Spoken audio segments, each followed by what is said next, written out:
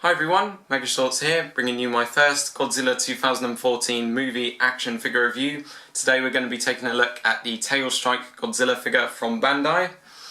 Got this from my local Toys R Us store today for £14.99. I was absolutely over the moon to see this when I was in there because I'm a huge Godzilla fan and I have been for many years, and I wasn't actually sure whether Toys R Us here in the UK was actually going to get the figures from the new film in. So yeah, it is a 6-inch scale figure like the Smash Strike Godzilla figure, I think that's what it's called, and it's one of two Godzilla figures from the film that have a gimmick, and I'll show you the gimmick that this figure has later on in the video. But first of all, we're going to take a quick look at the packaging he comes in. In the top right corner here we can see a great picture of Godzilla from the new film. I have to say I'm a really big fan of this design so far. I think it looks great. I know a lot of fans were a bit unsure about the gills at first, but to be honest I think they're actually quite a nice feature and I think they're quite a good improvement to the design, but that's just my opinion anyway. At the bottom here we can see the name of the figure, the Bandai logo, a picture demonstrating how the gimmick works, and the Godzilla logo. On the side here we can see the same picture of the gimmick in action from the front along with the name of the figure. And on this side we can see the Godzilla 2014 movie logo once again. On the back here we can see a bit more information about the figure, which as you can see is written in several different languages. Down here we can see a few more pictures of the Smash Strike Godzilla figure and a couple more pictures demonstrating how the gimmick works. In the bottom right we can see a picture of the Smash Strike Godzilla and a picture of, I think, maybe New York in the background, but I'm not 100% sure about that. And in the bottom left of the back we can see a Legendary Pictures logo, the Godzilla 60th anniversary symbol, and the Warner Brothers logo.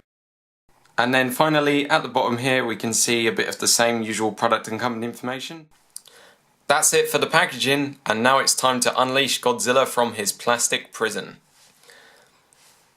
Okay, so here we have the Tail Strike Godzilla figure. Now, like many other Godzilla figures we've seen from Bandai over the years, this one is made in the 6-inch scale, so you could have this Godzilla figure fighting alongside a lot of his allies from the films like Gorosaurus and Anguirus, or you could have him fighting against other figures that we've seen made in the 6-inch scale like Space Godzilla, King Ghidorah, or Mechagodzilla.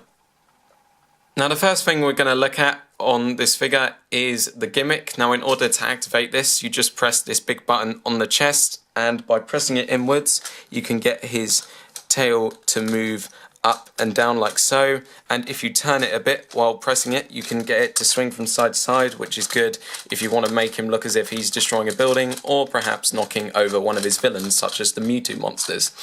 Overall, I think it is quite a nice gimmick. I would have liked the figure more if it came with a standard posable tail, but because this figure is aimed for kids, I can't really complain about it, and I do think it is really nice. You can still pose the tail around, by the way, if you want, but I just quite like having it straight like that. It's a really fun gimmick. It's not something I've actually ever seen on a Godzilla figure before, but I hope that if they do make Godzilla figures for kids in the future, they do continue to use gimmicks like this, because I really actually do quite like this one. Like a lot of other Godzilla figures from the new film, this one does have quite a good amount of detail, especially on the head sculpt, where we can see quite a few small scales around the nose, some big ones around the mouth here, and these plates of skin which lead down towards his gills and his spikes. Head sculpt also has this really nice set of white sharp teeth, and that has been sculpted and painted really well as well. And then he also has these rather small but menacing eyes which have been painted with a bit of dark yellow. I think the head sculpt has come out really well. I think the detail on it is absolutely superb and it couldn't have been much better than this. I just would have liked it a bit more if it had a joint around the jaws so we could pose that as well as just the arms and the legs, but other than that I'm really happy with it. Below his head we can see quite a few large scales on his neck, some small creases on his skin on this part of his chest, along with quite a few scratches, and here on the button we can see some very large scales. Moving on to his arms now, we can see that these also have quite a few scales which lead down to his hands, and like the Japanese Godzilla, he has 3 fingers and 1 thumb. On the sides of his body we can see quite a few more scales. Some are different shapes and sizes to others though, like they are in the film. Here we can see the gills once again, and I've just noticed that these have got some quite nice lines on them. Really nice to see little bits of detail like that, helps to make the figure just look that extra bit more movie accurate. I think the spikes have turned out really nicely as well. They have also got quite a few scratches and holes inside them, and they are made out of a bendy material, by the way. I just think they could have been better if they were painted with a different shade of grey to the chest and the head, because in the trailers they do seem to be quite a light shade of grey instead of this dark shade of grey. His legs are quite big and chunky, just like they are in the film, and they do also have quite a few scales along them, and also quite a few small spikes which lead down to his feet here, which are surprisingly different to those of the Japanese Godzilla designs we've seen over the past 60 years.